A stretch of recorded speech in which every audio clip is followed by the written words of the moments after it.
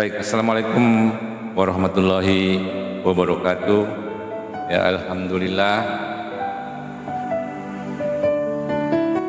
Ya, Alhamdulillahirabbil alamin. Asyhadu an la ilaha illallah wa asyhadu anna Muhammadur Rasulullah.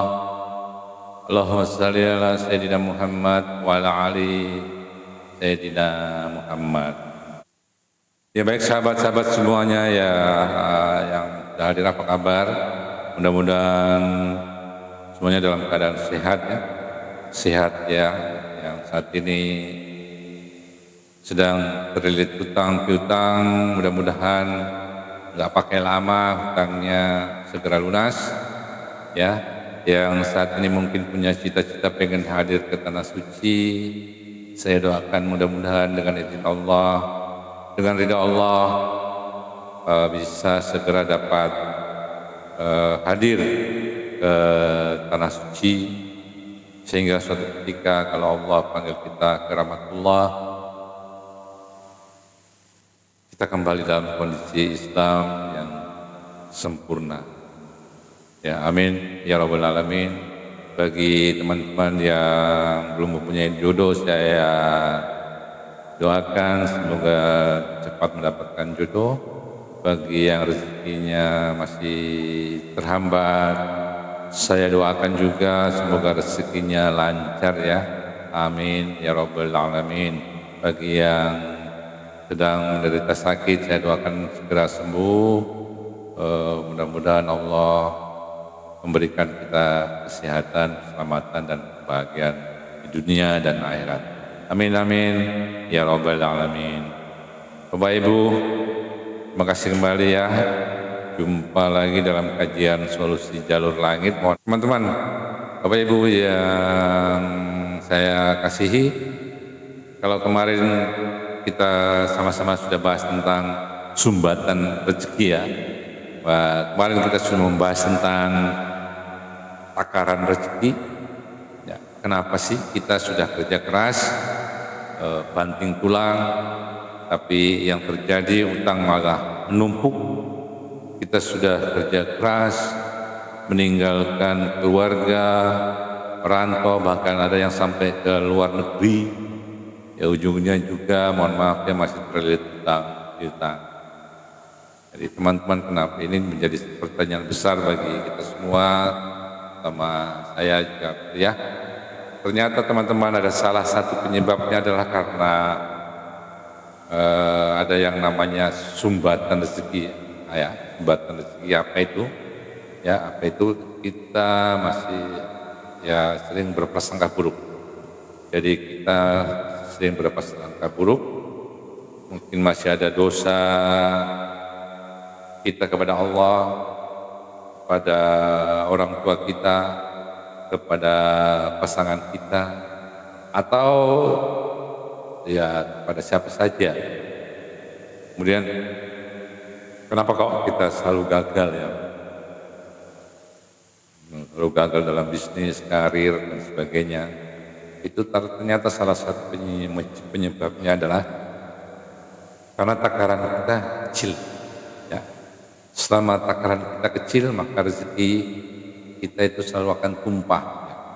Ya, kemarin kita bahas kalau pengen takarannya luas ya kita perbaiki dengan siapa kita bergaul, kita perbaiki hati, pikiran dan sikap kita, kepada siapa kita bergaul. Ya, kemudian kita upgrade kapasitas diri kita, yaitu perbaiki hati, pikiran dan sikap kita. Jadi di mana pikiran kita ini harus selalu positif ya. Hati kita harus selalu sabar, ada ikhlas dan memaafkan. Sikap kita harus memuliakan, ya, memuliakan siapapun. Kenapa? Karena rezeki manusia itu dititipkan pada kemuliaan orang lain. Jadi teman-teman, sekali lagi ya, mengapa kita harus memuliakan orang lain? Ya, karena rezeki manusia itu dititipkan pada kemuliaan orang lain. Kalau mohon maaf ya, hewan atau monyet ya, contohnya itu rezekinya itu dititipkan pada pohon pisang. Ya, Maka segala-galanya monyet itu nggak akan pernah rusak pohon pisang, karena dia tahu disitulah Allah titipkan rezekinya. Apa jadinya kalau pohon pisang itu dihancurkan oleh sekelompok monyet? Maka monyet tersebut nggak akan bisa makan dan ya, kemungkinan akan mati, ya, gitu ya. Contohnya lagi kehidupan di laut, ya, ikan-ikan di laut itu Allah titipkan rezekinya di mana? Allah titipkan rezekinya yaitu adalah di terumbu karang, ya. Disitulah Allah titipkan rezeki berupa plankton, ya. Itulah makanan kehidupan laut. Maka walaupun ikan paus yang sangat besar itu dia tidak akan merusak terumbu karang, ya, karena dia tahu disitulah Allah titipkan rezeki.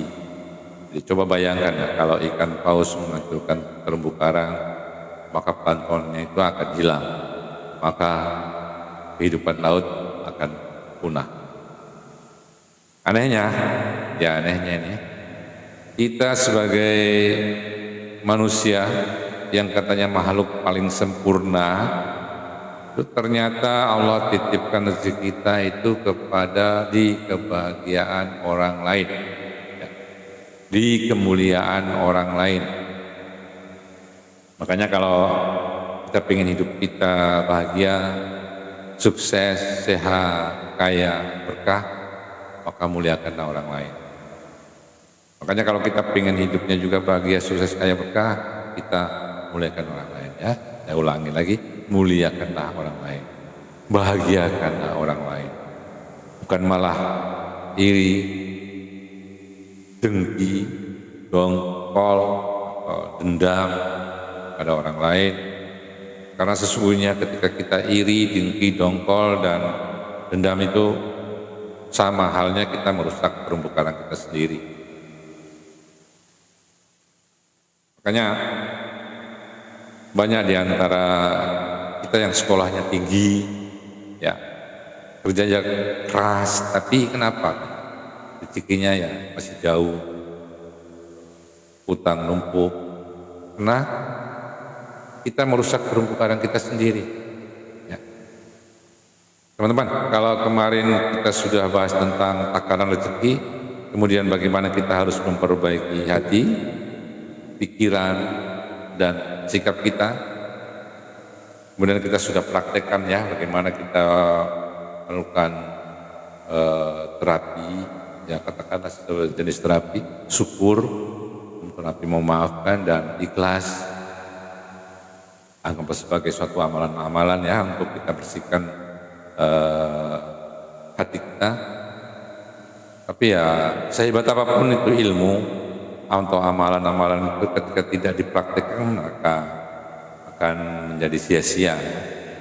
Ini memang kemarin saya sampaikan ilmu solusi jalur langit ini memang sederhana, simpel aja, ya gitu aja. Jadi kita perbaiki diri kita, perbaiki hati kita, pikiran kita, sikap kita, hati kita bersihkan ya dengan amalan-amalan memaafkan,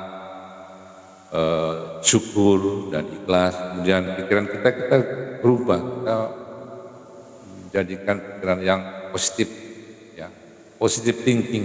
Jangan ada terbesit sedikit pun dalam pikiran Anda, mindset Anda hal-hal yang negatif. Kemudian sikap kita itu adalah memuliakan teman, memuliakan orang lain.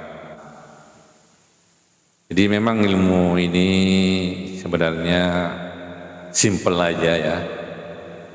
Bagaimana kita selalu introspeksi, memperbaiki diri kita introspeksi masa lalu kita maafkan masa lalu kita, kemudian kita ikhlaskan yang sudah terjadi pada diri kita dan kita syukuri apa yang ada dalam diri kita.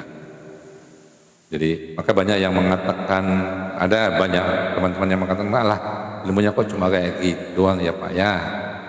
Iya memang ini sederhana, tapi jujur lah ya, demi Allah kalau kita benar-benar mau merendahkan hati, kemudian coba kita praktekkan dalam kehidupan sehari-hari secara istiqomah, ya. Tentunya paling tidak ya selama 40 hari Anda praktekkan ini, Kalau ternyata tidak ada keajaiban ya sudah, tidak usah dipraktekkan, tidak usah dilanjutkan. Tapi bagi saya yakin, seyakin-yakinnya, betul yakin. Kalau Bapak Ibu, Ayah Bunda, teman-teman sekalian benar-benar mempraktekkan, insya Allah akan terjadi keajaiban. Ya, ingat rezeki tidak mesti harus uang ya. Rasa tentram dalam hati, rasa bahagia keluarga yang tadinya misalnya nggak harmonis menjadi harmonis, hubungan dengan anak menjadi lebih baik, yang biasanya badannya sakit-sakit sekarang sehat, itu pun adalah rezeki. Misalnya hubungan dengan teman Anda suka cekcok atau pasangan Anda, cowok Anda, pacar Anda, cowok maupun cewek, ya yang tadinya tidak harmonis kemudian menjadi harmonis, itu pun adalah rezeki ya teman-teman. Jadi rezeki bukan hanya sebagai uang. Jadi sekali lagi Bapak Ibu, Ayah Bunda, teman-teman sekalian, kalau pengen terjadi keajaiban, yuk silakan dipraktekkan. Ya dipraktekkan. Tapi sebenarnya ada tantangannya, ada juga pantangannya, Ayah Ibu ya. Kemarin mungkin saya lupa sampaikan ada pantangan yang Bapak Ibu, kalau pantangan ini Bapak Ibu teman-teman sekalian lakukan, maka keajaiban solusi jalur langit itu akan rontok. Maka keajaiban solusi jalur langit tidak akan terjadi. Ya, tidak akan terjadi. Misalnya kita sudah memperbaiki hubungan dengan orang tua, sudah menjalin silaturahmi, sudah meminta maaf pada orang tua, sudah memperbaiki hubungan dengan pasangan, kemudian sudah melakukan sedekah subuh dan sebagainya ya. Sudah melakukan terapi, amalan-amalan syukur, memaafkan dan ikhlas. Namun keajaiban solusi jalur langit tidak akan terjadi. Ingat ya, kemarin ada 3 terapi memaafkan. Jadi terapi memaafkan, terapi ikhlas, dan terapi syukur. Itu semua sudah dilakukan, tapi gara-gara satu hal ini semuanya akan menjadi sia-sia. Apa itu? Apa itu pantangannya, teman-teman? Ya, pantangannya adalah mengeluh. Ya, Kak Ita Rosita, selamat pagi. Mengeluh, ya. Ketika Bapak Ibu, Ayah Bunda, teman-teman sekalian suka mengeluh, maka keajaiban solusi jalur langit itu juga akan menguap. Ya. Kemudian berapa banyak di antara kita yang sudah praktekkan ilmu solusi jalur langit? Ya, saya tahu sudah menjalin hubungan dengan orang tua.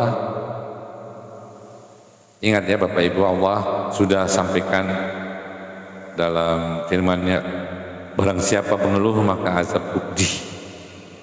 Jadi ketika Bapak Ibu mengeluh, sesungguhnya kita mengundang musibah.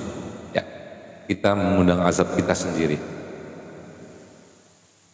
Mengeluh, berprasangka kepada Allah, itu kita sudah mengundang musibah. Kita mengundang azab kita sendiri. Dan apapun doa kita tidak akan dijabah oleh Allah Subhanahu wa Ta'ala.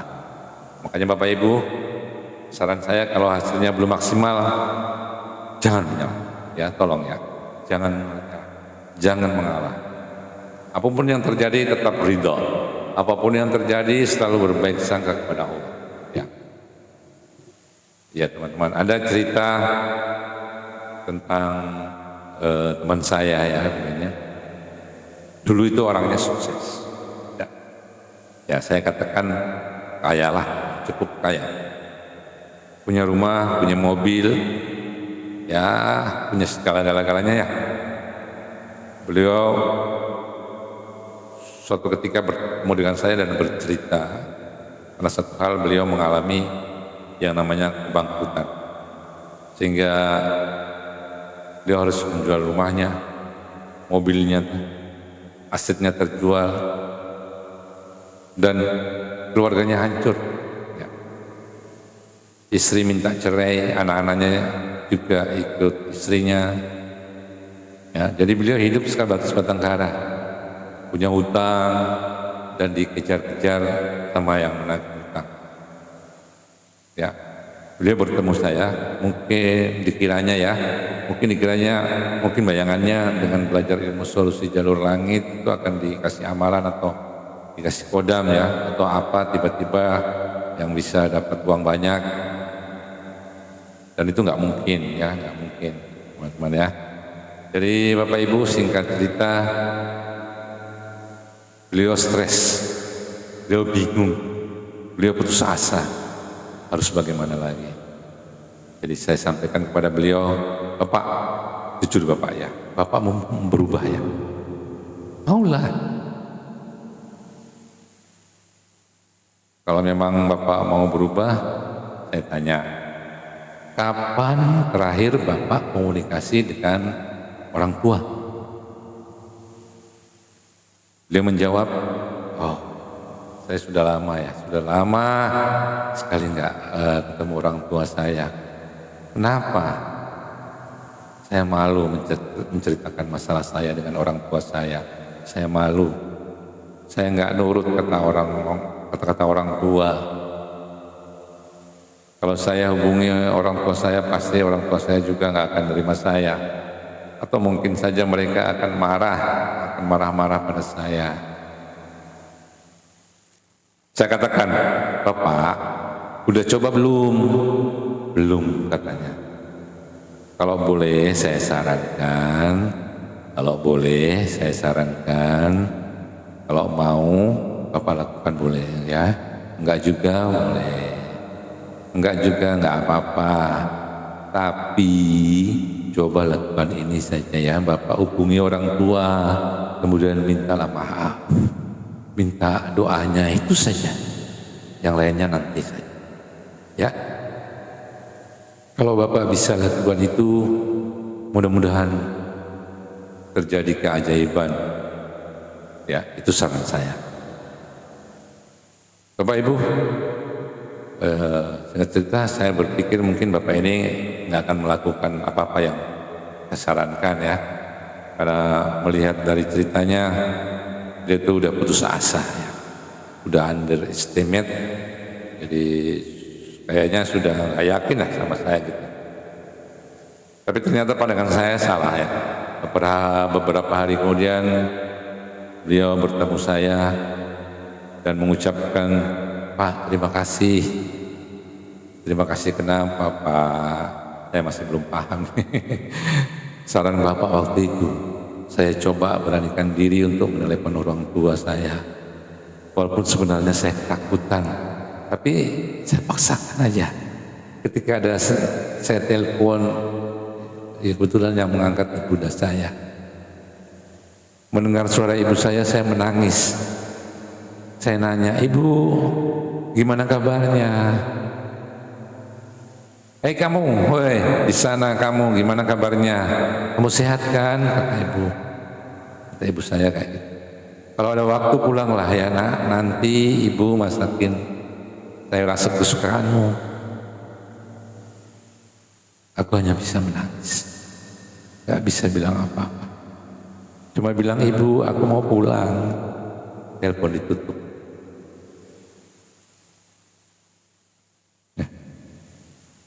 Malam itu si bapak yang katanya selama ini tidak pernah bisa tidur, insomnia, yang katanya walaupun bisa tidak pernah bisa nyenyak, jadi harus pakai obat tidur. Tapi setelah telepon ibunya ya malam itu, sepertinya tidurnya sangat nyenyak dan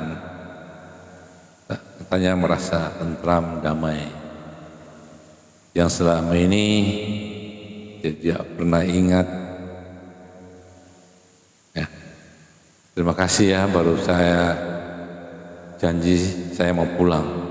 Saya mau merawat ibu saya. Jadi Bapak Ibu, ayah bunda teman-teman sekalian, kalau pengen terjadi keajaiban, ya, kalau pengen terjadi keajaiban, praktekkan.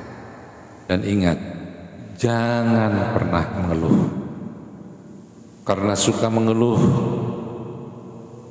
Solusi jalur langit tak akan ada gunanya, cara apapun tak akan ada gunanya, ya. Karena Bapak Ibu tentunya masih ingat ya, ada 3 terapi yang harus kita lakukan, ya, terapi maaf, terapi ikhlas, terapi syukur. Terapi ini sebenarnya tujuannya apa sih? Jadi ini memprogramkan alam bawah sadar kita, ya. Jadi alam bawah sadar kita itu seperti bisa diprogramkan Bapak Ibu ya. Kalau programnya negatif, ya jeleklah hasilnya. Hidup kita jadi tidak karuan. Tapi kalau programnya positif, insya Allah hidup kita akan penuh dengan keberkahan dan keajaiban. Jadi Bapak Ibu terima terapi ini itu memprogramkan kita biar apa? Jadi biar kita bisa memaafkan masa lalu. Jadi teman-teman yang hidup ini cuma ada 3 bagian Bapak Ibu ya, teman-teman sekalian. Ada 3 bagian, yaitu masa lalu, masa sekarang, dan masa depan, ya Bapak Ibu ya. Ayo kita di posisi di mana? Kita ini di tengah Bapak Ibu ya. Masa lalu itu nggak bisa diulang. Orang yang terjebak di masa lalu biasanya hidupnya itu akan sedih, terus gelisah terus. Tapi kalau orang hidupnya di masa depan, maka waktu hidupnya selalu khawatir aja, khawatir. Makanya hiduplah saat ini, ya. Karena masa lalu adalah masa lalu, tidak bisa diulang. Jadikanlah pelajaran saja. Masa depan itu bukan milik kita, masa depan adalah milik Allah Subhanahu wa Ta'ala, ya. Makanya hiduplah saat ini, ya. Hiduplah saat ini. Hidup ini kita syukuri hari ini. Kalau kita mensyukuri hari ini, sebenarnya kita sudah sukses, ya. Jadi kebanyakan kita adalah hidup di masa lalu dan hidup di masa depan, dan kita nggak pernah menemukan kebahagiaan. Saat ini sudahlah, ya, masa lalu biarlah berlalu. Makanya yuk kita maafkan masa lalu kita. Dengan cara apa? Caranya tadi ya, dengan terapi memaafkan. Karena Bapak Ibu, orang yang terjebak di masa lalu sesungguhnya dia menghancurkan masa depan dan masa sekarang, ya. Saya ada cerita seorang wanita karir yang hebat, ya. Seorang wanita karir yang hebat, cantik, punya suami juga lumayan ganteng, tapi sayangnya suaminya ini penghasilannya itu di bawah dia, dan ya walaupun ganteng tapi biasa-biasa aja lah.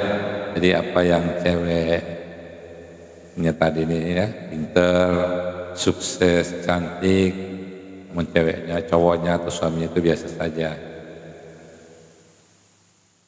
Nah, suatu kan berjalan sesuai dengan berjalannya waktu, akhirnya rumah tangga wanita ini jadi kurang harmonis. Kalau singkat cerita, si suaminya ini ya nggak betah, ya, nggak betah, suaminya nggak betah, ya mungkin merasa kurang dihargai. Jadi ceritanya si suami ini, mohon maaf ya, punya will atau wanita idaman lain, dan akhirnya si wanita ini nggak terima dan marah semarah-marahnya. Kamu suami brengsek, kurang apa aku? Aku cantik, aku punya penghasilan besar daripada kamu, tapi kau hianati, malah memilih wanita yang penghasilannya lebih sedikit. Dan wajahnya pun juga nggak secantik aku. Pokoknya si istri ini nggak terima lah, marah, dan suami tadi akhirnya apa? Memilih meninggalkan istrinya karena dimarahin terus dan menikahi wanita lain tadi. Mungkin si suaminya karena dia ini merasa tidak dihormati ya, sehingga cerita istrinya nggak siap menerima kenyataan, dia marah, dendam. Akhirnya apa yang terjadi? Si istri jatuh sakit, kena penyakit stroke, punya mulut tapi nggak bisa dipakai, punya mulut nggak bisa dipakai untuk ngomong maksudnya ya, punya tangan tapi tak bisa digerakkan, punya kaki tapi nggak bisa buat jalan, jadi di kursi roda aja.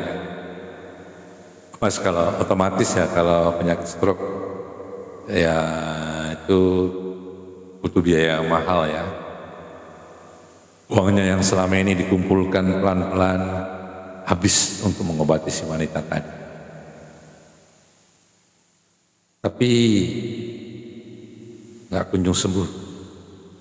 Dan singkat cerita, si wanita ini jatuh miskin dan menderita stroke.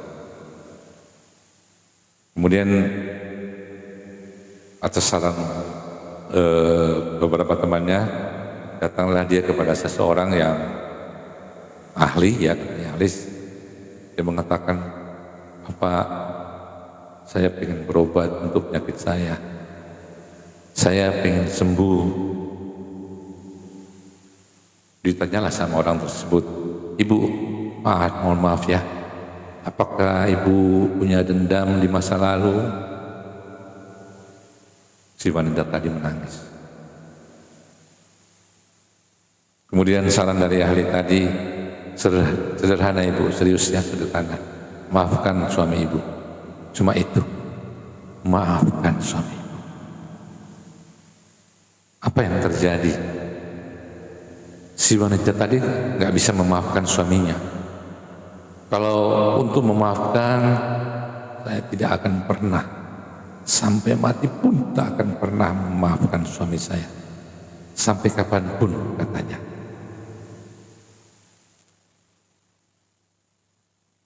Mohon maaf ibu, kalau ibu nggak bisa memaafkan, saya nggak bisa membantu. Lalu si ibu tadi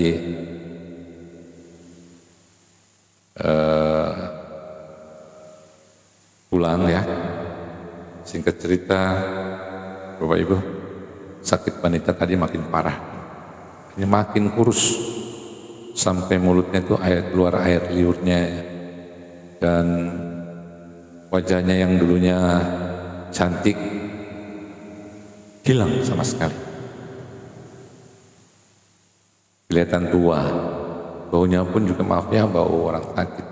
Makin parah pokoknya kalau melihat, jadi makin kasihan.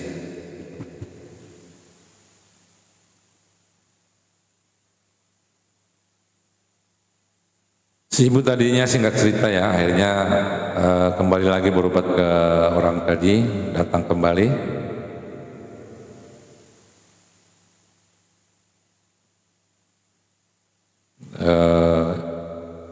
Orang tadi mengatakan, "Ibu, obatnya masih sama, maafkan masa lalu." Selama ibu nggak bisa memaafkan masa lalu, selamanya itu pun tak akan sembuh. Akhirnya ibu tadi menyerah dan mengatakan, "Baik, oke, saya patuh untuk memaafkan masa lalu." Akhirnya oleh orang tadi dituntunlah si ibu untuk melakukan terapi memaafkan. Ibu coba ikutin saya ya, ikuti pelan-pelan. Saya maafkan suami saya. Saya ridho, saya ikhlas demi kebaikan memaafkan masa lalu.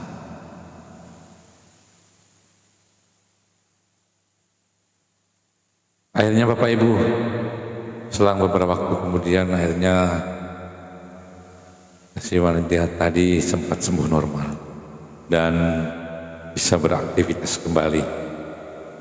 Hanya apa? Hanya gara-gara memaafkan. Ya. Jadi penting Bapak Ibu ya, ya Bunda, teman-teman sekalian, jangan-jangan hari ini kita menderita Jangan-jangan hari ini rezeki kita seret karena kita punya dendam di masa lalu. Dendam itu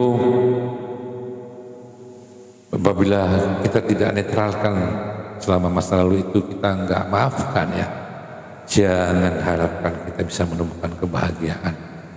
Ini kisah nyata Bapak Ibu ya. Jadi masalah kehidupan kita ini sebenarnya kalau ditarik ujung-ujungnya itu masalahnya satu ya, kita nggak memaafkan masa lalu ya. Kedua, kita nggak ridho terhadap musibah ya, kita nggak ridho terhadap musibah. Yang ketiga, kita ini nggak pandai bersyukur ya. Masalahnya itu cuma ini. Coba rasakan ya, kenapa hari ini hidup kita menderita, kenapa hari ini kita capek, kita lelah, kita pusing, kita stres. Masalahnya cuma ini, dendam ya, tidak ridho, tidak bersyukur, tidak ikhlas. Makanya lalu lakukanlah terapi-terapi ini setiap hari ya teman-teman ya. Saya yakin Bapak Ibu, hal ini akan menjadi penarik rezeki kita. Kita akan menemukan yang namanya kebahagiaan dalam kehidupan ini. Ya Bapak Ibu ya.